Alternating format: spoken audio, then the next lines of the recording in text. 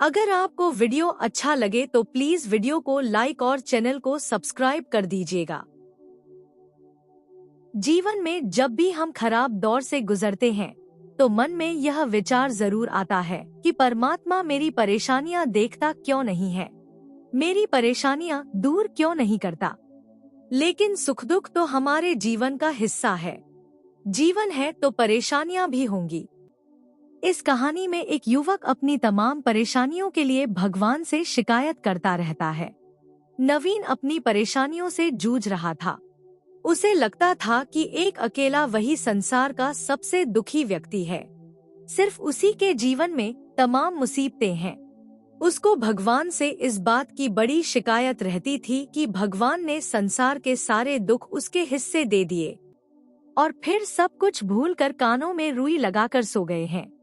नवीन सोते जागते भगवान से प्रार्थना करता और फिर कभी भगवान को दोष देता तो कभी खुद को कोसता रहता। भगवान है कि न तो विनती से सुन रहे थे और न उसके उलाहने। अब नवीन बेचारा करे भी तो क्या करे। एक मुसीबत खत्म होती नहीं कि दूसरी आ जाती। एक दिन उसने सोने से पहले प्रार्थना की, प्रभु मैं आपके सामने कहता कहता थक गया, अब और मिन्नतों की इच्छा नहीं है, एक अंतिम बार कह रहा हूँ, कृपा करके मेरी प्रार्थना सुन लीजिए।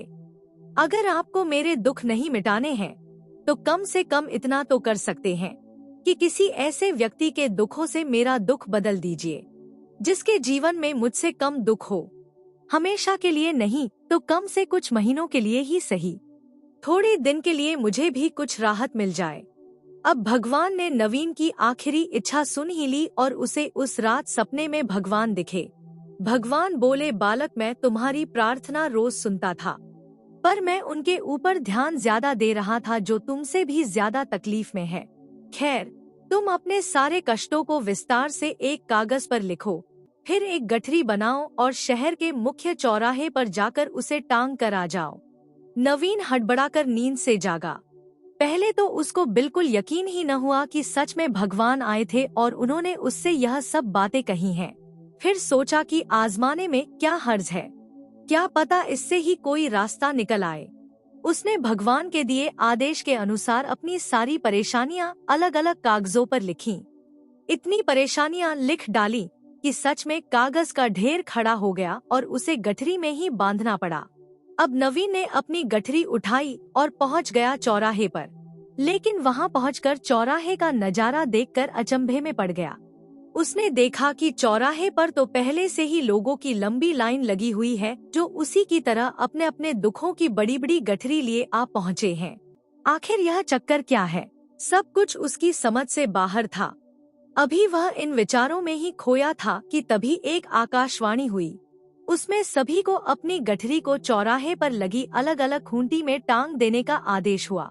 वहाँ बेहिसाब खूंटियां पहले से ही बनी थी। सभी ने अपनी अपनी गठरी टांगी और फिर ईश्वर के अगले आदेश की प्रतीक्षा करने लगे। कुछ ही देर में दोबारा से आकाशवाणी हुई और सबसे कहा गया कि सभी लोग अंदाजे से कोई ऐसी गठरी उठा ले जो उन्हें अपनी परेशानियों की गठरी से हल्की समझ में आती हो। अब उन्हें वही दुख भोगने होंगे जो उनकी चुनी नई गठरी में दर्ज होंगे। आकाशवाणी सुनते ही सभी हल्की से हल्की गठरी को लपकने के लिए दौड़े। सबके साथ नवीन भी नई गठरी चुनने के लिए भागा। खूंटियों में टंगी समस्त गठरियों को घूरता हुआ वह काफी देर तक अंदाजा लगाता रहा। अब उसे एक डर और था कि कहीं वह कोई ऐसी गठरी न उठा ले जिसमें पहले से भी ज्यादा दुख हो। अगर ऐसा हुआ तो परेशानियां और बढ़ जाएंगी और मुझे लेने के देने पड़ जाएं। जीवन तहस-नहस हो जाएगा सो अलग। अब उसके मन में तरह तरह के विचार आने लगे। वह सोचने लगा कि कम से कम वह अपने दुखों से भलीभांति परिचित तो है और उन्हें झेलने का आदी भी हो गया है। उनके लिए कुछ रास्ते निकालने की शुरुआत भी की है। शायद उसका परिणाम आए तो एकाध दुख घट ही जाए। कहीं ऐसा न हो कि चुनी गई नई गठरी में दुख और भी ज्यादा पीड़ादायक हो जाए। ऐसे विचारों में खोया वह एक के बाद एक गठरी के सामने से गुजरता, लेकिन तय नहीं कर पाया कि कौन सी गठरी चुनी जाए। उसे यह भी डर था कि कहीं कोई उसकी गठरी न उठा ले। इसी उधेड़बुन में फंसे नवीन ने आखिरकार अपनी गठरी ही उठा ली और चल पड़ा। उसने तय किया कि वह अब इन चुनौतियों का मुकाबले पहले से ज्यादा मजबूती से करेगा। धीरे धीरे नवीन को अपने ही दुख दूसरों से कम होते हुए महसूस हो रहे थे और उसके जैसे ही भाव वहाँ मौजूद हर व्यक्ति में आ रहे थे।